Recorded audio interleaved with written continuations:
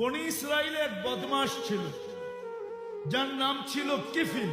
কি কিফিল? কিফিল বদমাশ ছিল। সে প্রতি রাত্রে জিনার পিছনে বর্তমান টাকায় 50 থেকে 60 লক্ষ টাকা খরচ করত। আর এটা তার নেশা ছিল। আল্লাহ তাকে এত টাকা দিছিলেন যে পাহাড় পর্যন্ত তার টাকার সামনে হার মানত। একদিন এক মেয়েকে নিয়ে আসছে, তো কামরার ভিতরে ঢুকায় বলতেছে, আমি প্রস্তুতি নিয়ে আসতেছি।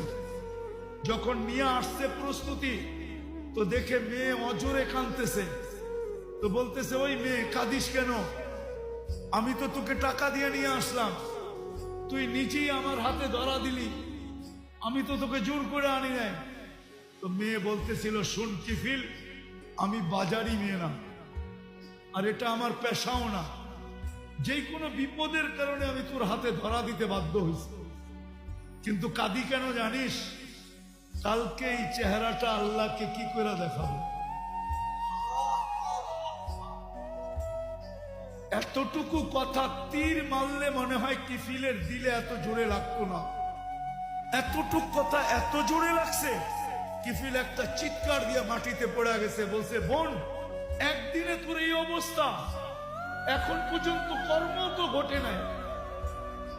নিয়ে আসছি বটে, কর্ম তো ঘটে নাই, তাই তোর এই অবস্থা, কালকে আমার কি হবে? সে একটা চিৎকার দিয়ে মাটিতে পড়ে গেছে আর বলছে, বোন, তোর কথা তীরের চেয়ে বেশি আমার দিলে লাগছে।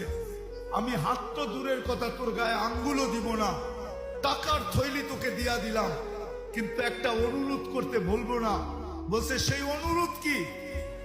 বলছে, তুই চোখের পানি দিয়ে আল্লাহকে একটু বলে দে না, যে আল্লাহ যেন আমার তওবাটা কবুল করে।